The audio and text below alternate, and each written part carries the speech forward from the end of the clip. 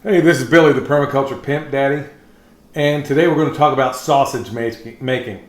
Now, one thing that I love more than anything about cutting up pigs is the possibility of so many creative options. I don't think there's another animal on planet Earth that gives you more options than a pig does.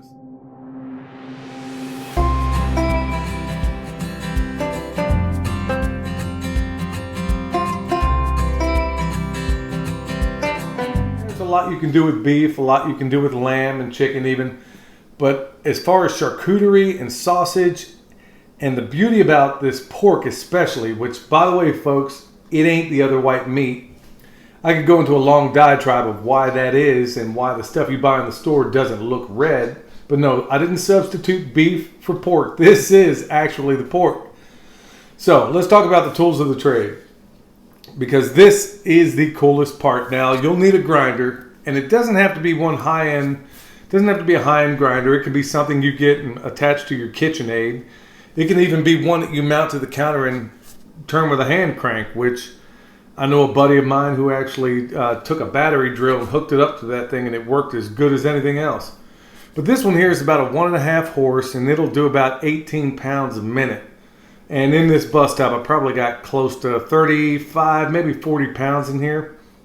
So all I'm going to do at this point, it's important that when you grind this stuff, there's a way to go about it. So right now we got it into the coarse setting.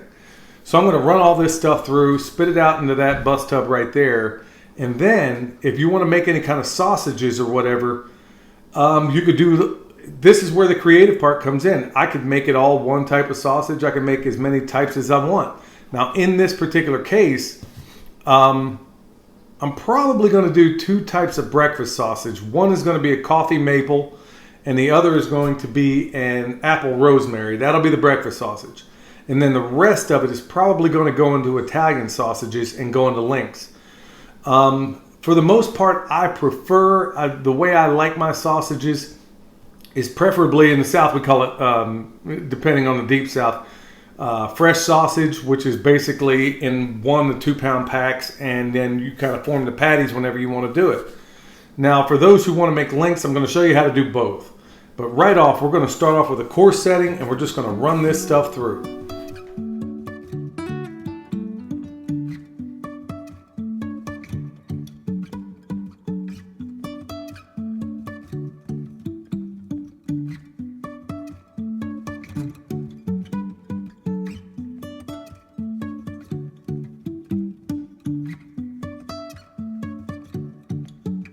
Okay, so here we are just a couple of minutes later, and this is done. Okay, I did this on the coarsest setting. Now, it comes down to personal preference at this point.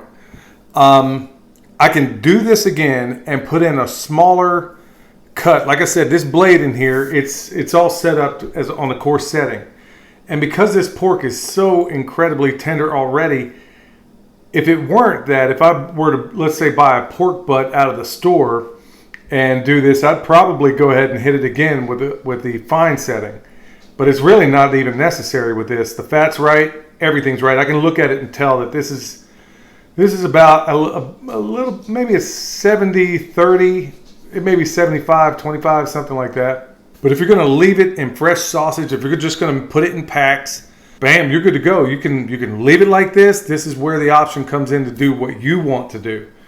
In this particular case, I'm going to go ahead and I'm going to take a portion of it. I still haven't made up my mind how much, but we eat a fair amount of stuff on the grill, so we love Italian sausage. So I'm going to take probably half of this, make Italian sausage, and the other half, I'm probably going to make breakfast sausage out of that. So we'll get on to that next. Okay, well, folks, I'm not exactly changing shirts in between shots. It's been a long couple of days ever since we processed these pigs. Had to go out there and extract about 6 gallons of honey, which is awesome. But it also means that we put the brakes on some of the other things we're doing. So I'm getting back to it. Anyway, next day, so we're going to talk about the first sausage we do, and that's going to be this breakfast sausage. Now, each one of these in here represents about 2 pounds. So we got roughly 8 pounds of sausage, and or at least grind at this point. You can call it sausage. But we're going to make a breakfast sausage. And the cool thing about this is the types of ingredients. First of all, I got better pork than you can even dream of buying in a store. Second of all, I have herbs here that Michelle literally just picked a moment ago from the herb garden. And in this particular case for the breakfast sausage, it's going to be a little bit of thyme, some rosemary, and plenty of sage. You can't have a breakfast sausage without at least 3 of these, at least as far as I'm concerned. So those are going to go in here with this mix. And in addition to that, I can't tell you proportions right now because I'd have to kill you. But we have salt, nutmeg, cayenne pepper, red pepper, black pepper, and brown sugar. All of that eventually is going to go into here. Now let me tell you how this is going to unfold. Put all the dry ingredients in there. Get all these chopped up, at least to the proportions I like. We're going to mix it all up. And now you have a choice. You can go ahead and run it back through the grinder and put it in the casings if you want sausage that way. But I've done plenty of those already. We'll do the casings on the Italian sausage. But in this case, I'm going to leave it loose. And I'm going to take these 2-pound pieces when it's all said and done. I'm going to put it in a 1 pound because when we do eat this stuff, we typically do it at a pound at a time when it comes to breakfast sausage. So with that said, it's just time to go ahead and mix all this stuff up.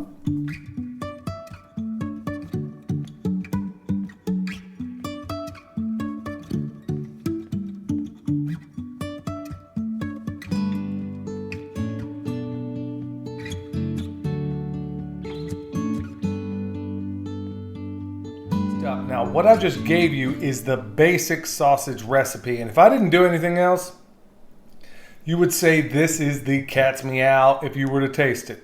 It's awesome. But you also have options to do other things. Like in this particular case, I got about 8 pounds of ground here. At this point, it's breakfast sausage. But let's say you don't want a regular breakfast sausage. Like in this particular case, I think out there I have about 10 pounds of breakfast sausage already.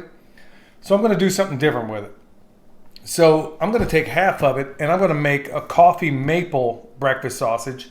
And now I'm going to take the other half and I'm going to use up the rest of this rosemary, this, my goodness, absolutely aromatic, beautiful rosemary, along with these apples that we picked up at the Apple Festival that they had in Hendersonville, North Carolina a couple of weeks ago, or at least last weekend, I believe. So these apples they look like a Granny Smith, but they're not. They're actually an heirloom apple, and they have a certain amount of tartness to them, and I think that's going to work better in this sausage. So I'm going to take half of this, mix the rosemary and the apple, and take the other half and do something that many people would think is unthinkable. Now, this is obviously maple syrup, and I'm going to mix it. Now, the other mix is going to be coffee maple. Now, in the butcher shop, we used to use just really strong coffee. But I remember messing with it one time, and I did it a little bit different. Instead of using the coffee, I used the coffee grounds. Now, Michelle just made this coffee this morning, and it goes a long way. It's pretty powerful stuff, especially if you ever taste the coffee she's made before. So to my liking, to my feel, I'm going to separate this in half, and I'm going to make coffee maple and apple rosemary sausage.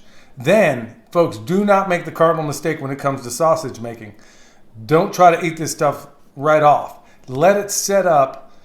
You tend to want to let it go overnight, but if you let it go for about 6 hours, you want to let all those oils and flavors and everything kind of come together. So I have this mixed up enough, and I've done this enough to know that it's going to work out. So we'll go ahead and get this stuff separated, get it mixed up, and we'll be off and running.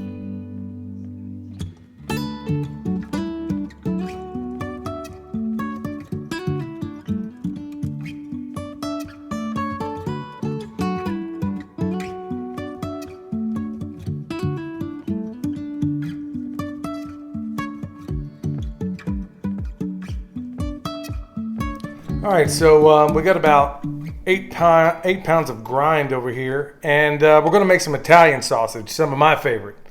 So let's talk about what we're going to use here. If you have your own recipe, by all means, go with it. This is the one I do. Okay, so we got some salt, we got some paprika, pepper, cayenne, and once again, got Michelle going out there getting some fresh oregano and some basil.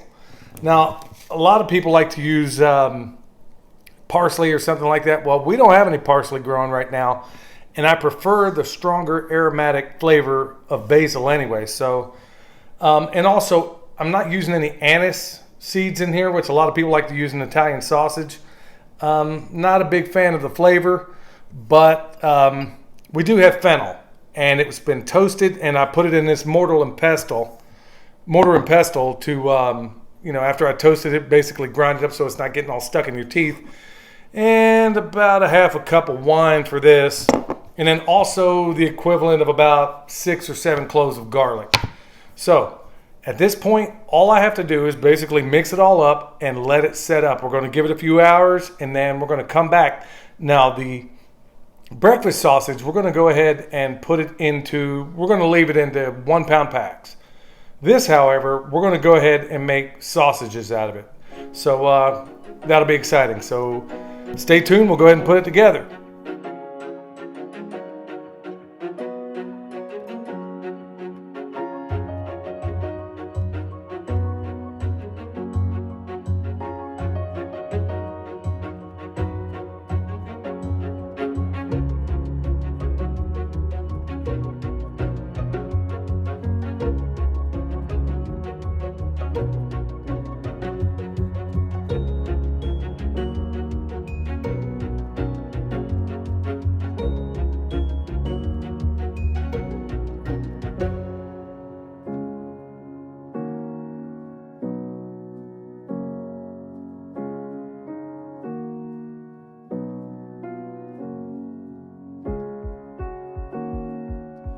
Okay, so all the breakfast sausage is in the freezer. Now it's time to get down to brass tacks making one of my favorites, which is Italian sausage. Now, like I said, everybody has their own recipe. Do whatever works out for you.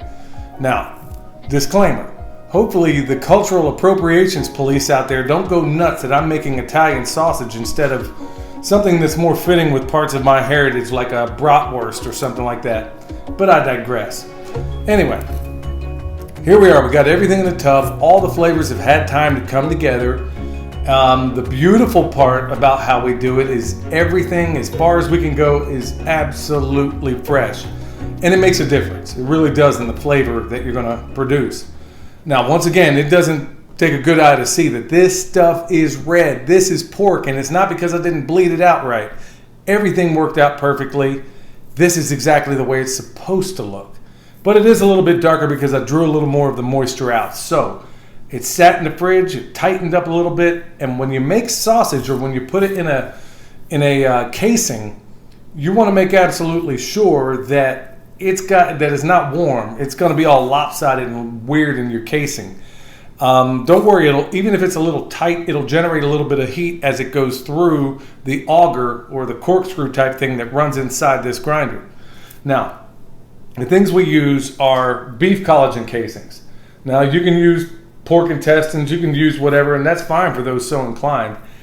I don't like them. I never have. The only time you'll ever catch me use them today is if I'm making something like a hot link or something like that.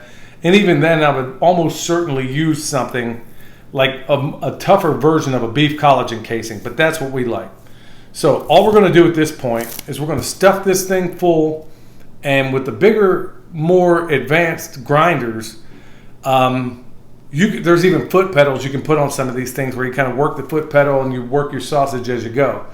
Just like I showed you how to butcher a pig, the simplest way I know how. We didn't get into anything technical or anything too out in the weeds.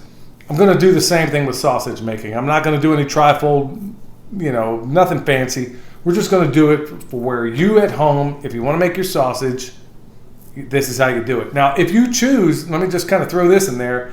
If you want to just take this stuff and put it in 1 or 2 pound packs or 5 pound packs, however it is you eat it, or maybe make it into meatballs and freeze it that way, that's completely fine. I may even do some of that with this. But right now we're going to take this and I'm going to show you how to make sausage. Links.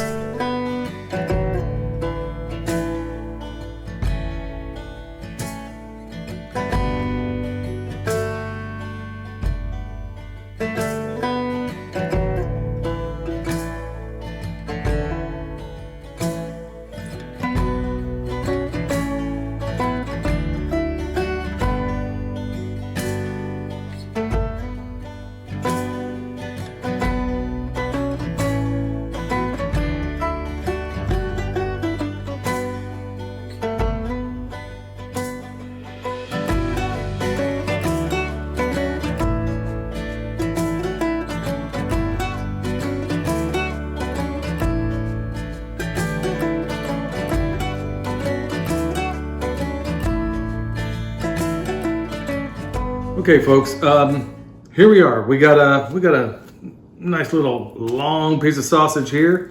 Now the key is you want to pack it full enough, but you don't want it to be so full that when it heats up a little bit, it'll burst.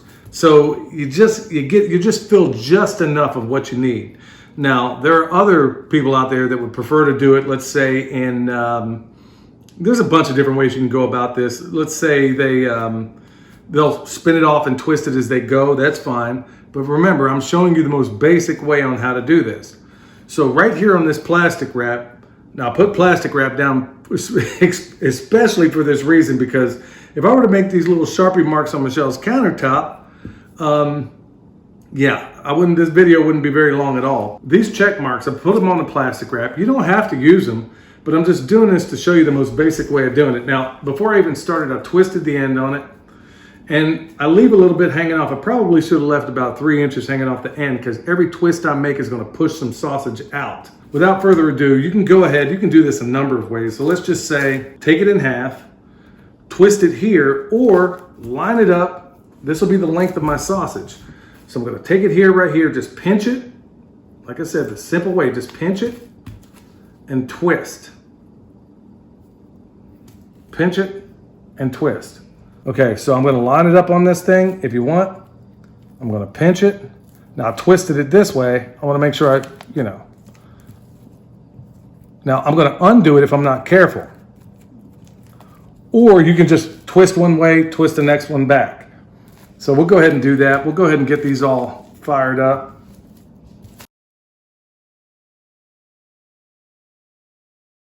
And then right here be my last sausage. Now you can make these whatever length you want. That's fine. So at this point, all I'm going to do, I'm going to get a clean bus tub, and I'm going to take these bad boys, I'm going to stick them in. When I'm all done, we'll go ahead and do all the sausage. When we're all done, I'll take them out there, kind of let them set up a little bit more in the fridge. That fridge is actually set on pretty cold setting right now. We'll go ahead and let these bad boys set up in the fridge, and then we'll cut them at each area. You can leave them length if you want to. And if I were going to smoke them, number one, these collagen casings that I have are not meant for that. If you're going to hang these, they make a special collagen smoked casing just for doing that very thing. So for now, what I'm going to do is just take these bad boys, stick them in the bus tub. We're going to finish this out, and then we'll show you the rest of it. Okay, well, these Italian sausages had time to set up. If you can't get your fridge cold enough to make them a little bit firm, then go ahead and stick them in the freezer for a little while, just enough to kind of tighten them up a little bit, because as they go through that auger screw to get into the casings, it warms up a little bit. So you want them a little stiff before you go ahead, take your scissors and clip the individual links. And it's really going to be that simple. Bam, perfect length, perfect everything. In fact, I could make them a little bit longer, but these are the size I prefer. So we'll go ahead and wrap them up, put them in a pack, and drive on to the next thing.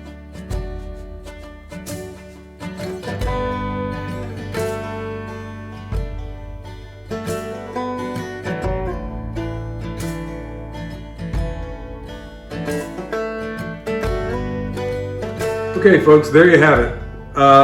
Got breakfast sausage, got Italian sausage, and it can be whatever you want. This is just the way I do it. And I prefer for my sausage, depending on which it is, I prefer somewhere about a 70-30 split. So, folks, I know this may not seem like permaculture, but it really, really is. Remember, the prime directive in permaculture is to take immediate ownership of yourself and your family, and this is how we go about doing it. So this is part of the harvest. We'll get this put away along with all the other pigs. And then in the next video or the one after that, we'll discuss about how we did this and what the cost was for everything. The next course of action will be the bacon, but I can't do it right now because I don't want to do it halfway. And what I mean by that is I need a cold smoker to do the bacon the way I want to. So for now, I'm just going to go ahead and freeze the bacon. And then once we get something of a cold smokehouse built, then we'll come back to it. So, folks, this is good eats, as Alton Brown would say. So, until next time, this is Billy, the Permaculture Pimp Daddy, where PIMP stands for Permaculture is my passion, because it really is. We'll see you next time.